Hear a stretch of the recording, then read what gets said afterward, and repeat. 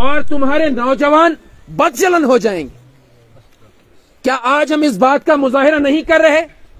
خواتین سرکش ہو چکی ہیں، باغی ہو چکی ہیں، اور نوجوان بدچلن ہو چکے ہیں۔ ان میں حیا باقی نہیں، ان میں ادب باقی نہیں، ان میں اخلاق باقی نہیں۔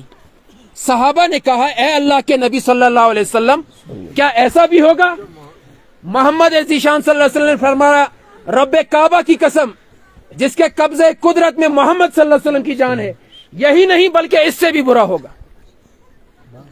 صحابہ نے کہا اس سے برا کیا ہوگا؟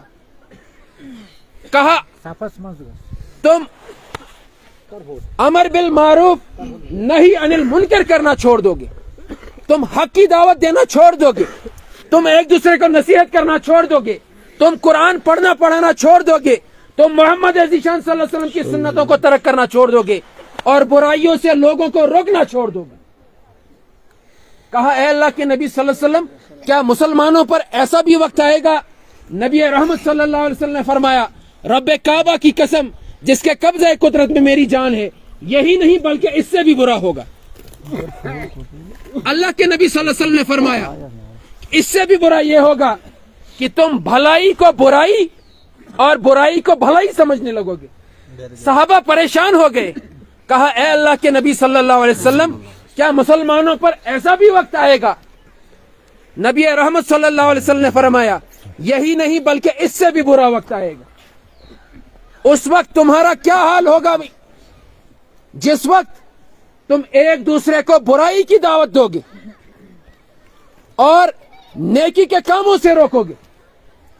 تم ایک دوسرے کو پہاڑوں پر جا کر رقص و سرور کی محفلیں لگا کر ناچنے اور گانے کی دعوت دو گے۔ تم شادیوں میں ایک دوسرے کو بلاؤ گے، وہاں قرآن نہیں پڑھو گے، وہاں تم دعا نہیں کرو گے، بلکہ وہاں پر موسیقی کی محفلیں لگاؤ گے، ناچ گانے سے اپنے گھروں کے ماحول کو مزین کرنے کی کوشش کرو گے۔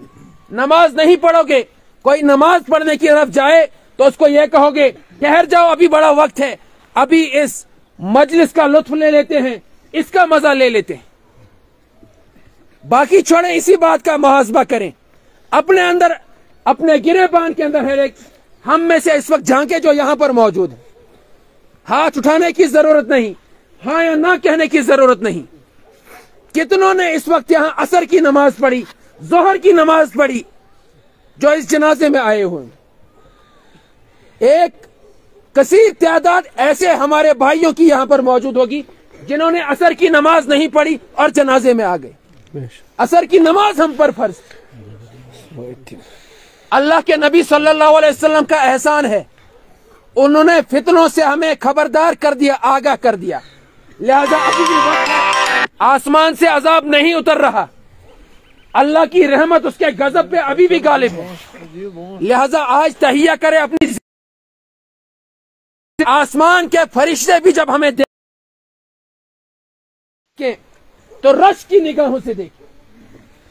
جب ہم قرآن پڑھیں تو ایسا پڑھیں کہ آسمان سے فرشتے اتر آئے ہمارا قرآن سننے کے لیے۔ ہمارے نوجوان ایسے ہونے چاہیے۔